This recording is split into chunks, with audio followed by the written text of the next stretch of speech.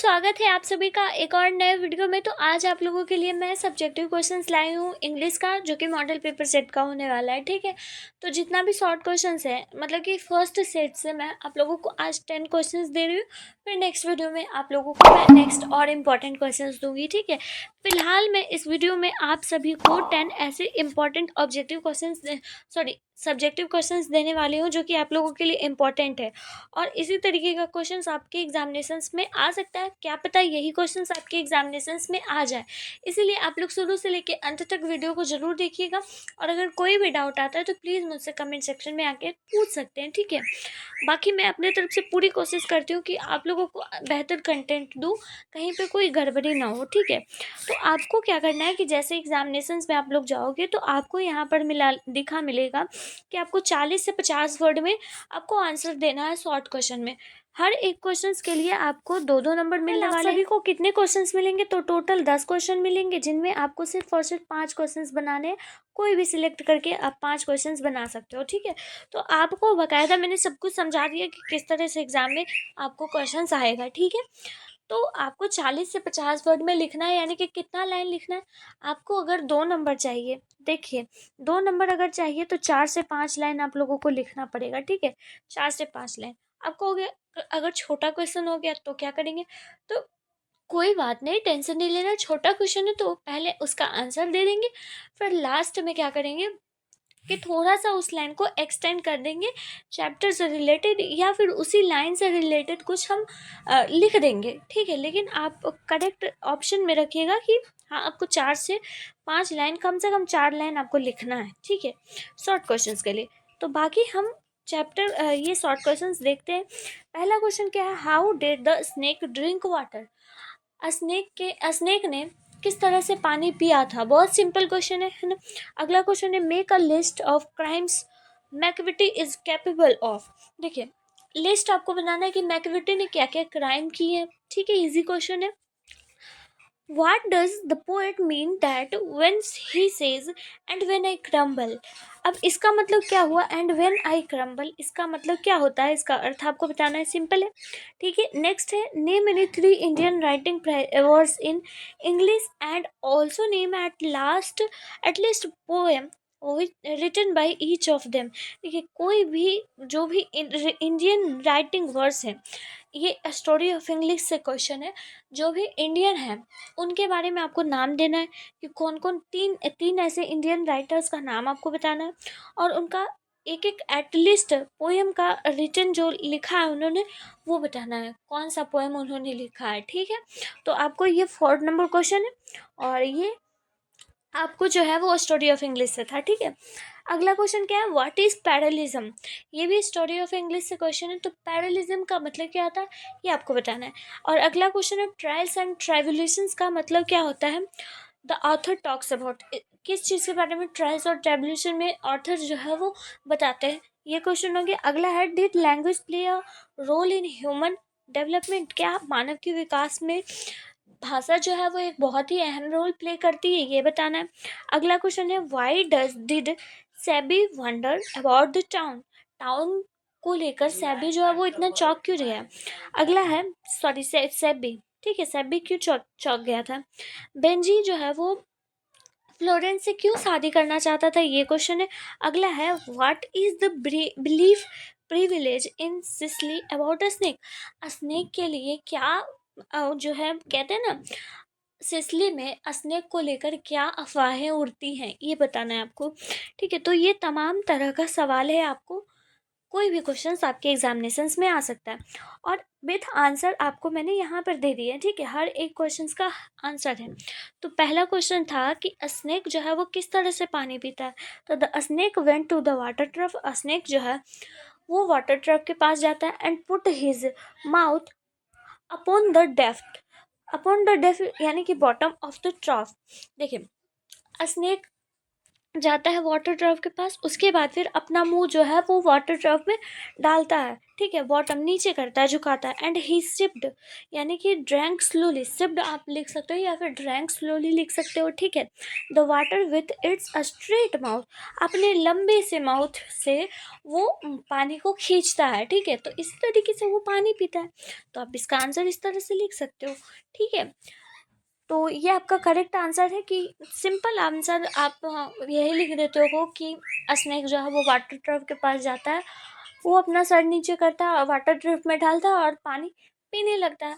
और उसके बाद पीते के दौरान ही वो वहाँ पे पोएट आ जाते हैं और पोएट को वो वैग्यूअली तरीके से वो देखता है, ठीक है। और पोएट जो है वो एक लकड़ी का कट्टा उठाकर उसे मारते हैं, ठीक है। तो ये आंसर हुआ, उसको आप लिख दोगे, आपको आंसर नंबर मिल जाएगा, सिंपल है ना।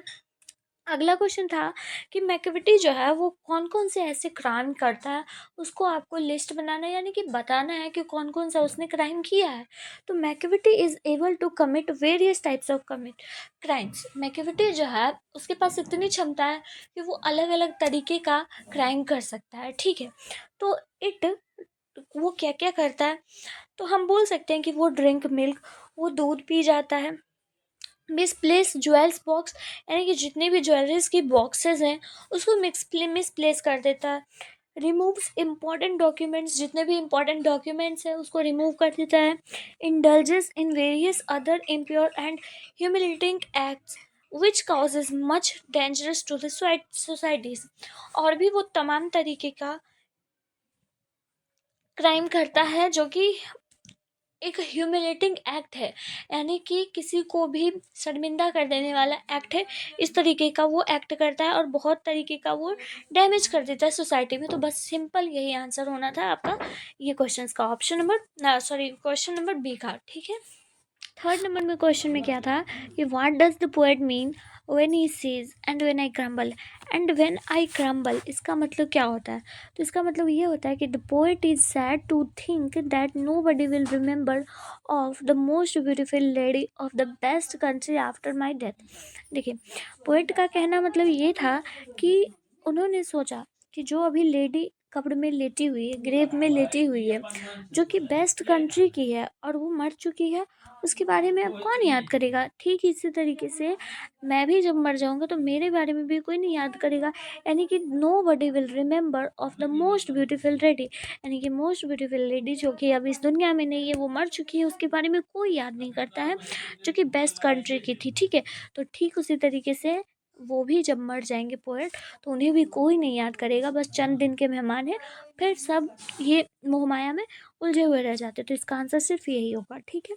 अगला क्वेश्चन क्या था कि आपको 3 इंडियन राइटर्स का नाम बताना था, ठीक है, और उनके कुछ एक पोएम का नाम बताना था, ठीक है।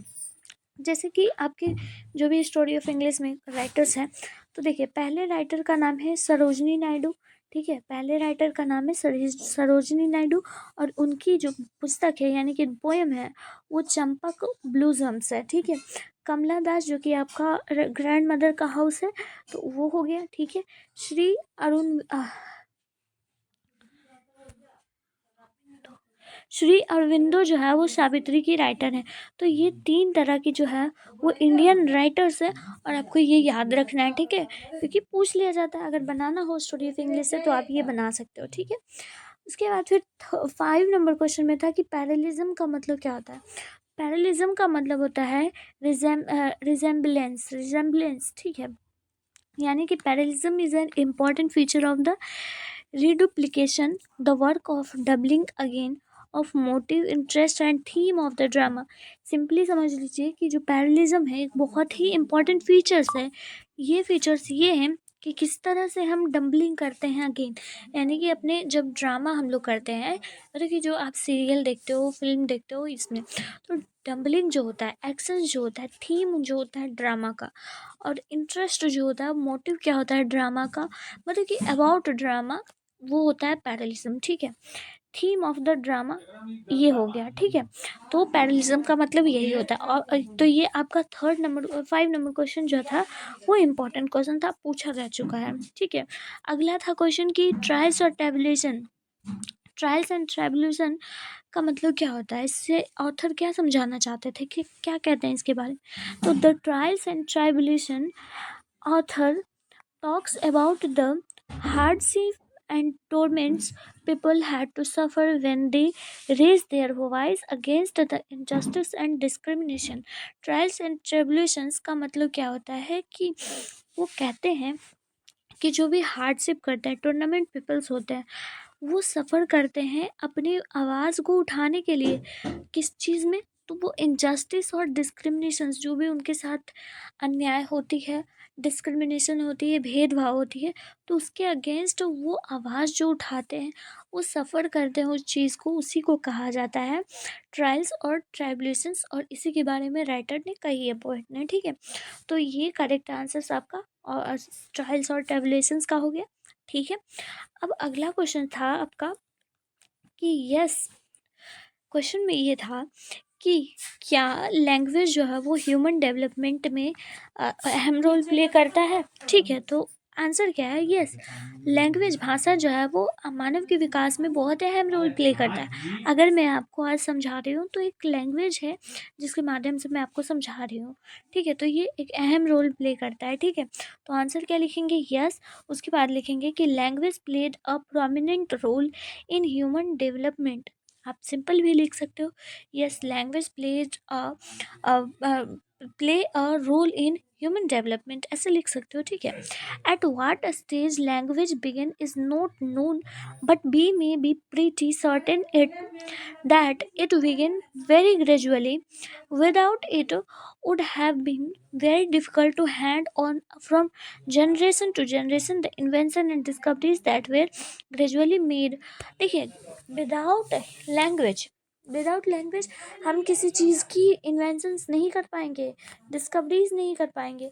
हमारी जो भी जनरेशन्स होंगी, जनरेशन टू जनरेशन जो भी डिस्कवरीज आज हुई है, वो लैंग्वेज के आधार पर हुई है, ठीक है। तो हम जब भी कोई चीज़ लेते हैं, जैसे ये फ़ोन है, इसका नाम फ़ोन है, क्यों फ़ोन है? तो इसकी फ़ोन वाली फीचर्स है, इसलिए फ़ोन नाम है, ठीक है। तो ये इन्वेंशन हुई है with with the help of language. Language के अनुसार ही मैं आपको पढ़ा पा रही हूँ। तो लैंग्वेज का एक बहुत ही अहम रोल होता है हमारी लाइफ पे, ठीक है, ह्यूमन के विकास पे। समझ गए? तो ये रहा आपका करेक्ट सॉल्यूशन। अब आ गया 9 नंबर क्वेश्चन, नहीं 8 नंबर क्वेश्चन था कि why did SEBI wandered about the town. Town को लेकर सेबी जो है वो इतना वंडर्ड क्यों था? तो देखिए, it was It was Sabby's hobby to wander about the town, almost daily looking for guards. He was deeply interested in buying and collecting it from the market and arranging it on the walls of his house. देखिए, Benji जो था वो town को लेकर इसलिए wonder था क्योंकि वहाँ पर उसे बहुत सारी गार्ड दिख रही थी। गार्ड्स, उसको खरीदना, उससे कलेक्ट करना, उसकी पेंटिंग करना उसे बहुत पसंद था, जो कि वहाँ पर उसे मिल रहा था। और वो इंटरेस्टेड भी था खरीदने में उस टाउन में, ठीक है। तो और किस तरह से वॉल्स पे वो अरेंज करता था गार्ड्स की पेंटिंग बना के, तो ये सब उसको पसंद था, इसलिए वो वंडर था इस टाउन को देख के। हार्वर्ड टाउन है ना, हार्वर्ड टाउन, ठीक है। तो ये आपका करेक्ट आंसर है, ठीक है। अब आते हैं हम लोग 9 नंबर क्वेश्चन में।